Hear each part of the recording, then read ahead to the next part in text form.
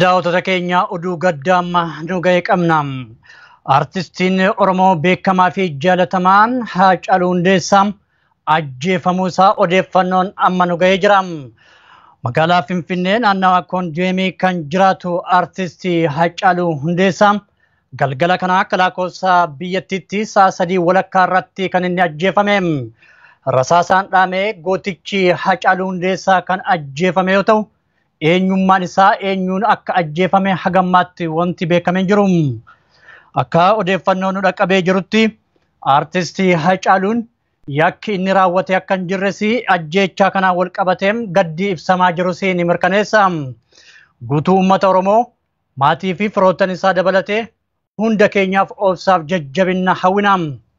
Artistii Haacaaluu Hundeessaaf ammoo waan jannataa kennuuf jecham egaan daawwattoota keenya haala ajjeechaa isaatii fi odeeffannoolee guutuu isaa bal'inaan yeroo biraa qabannee kan dhiyaannu ta'a.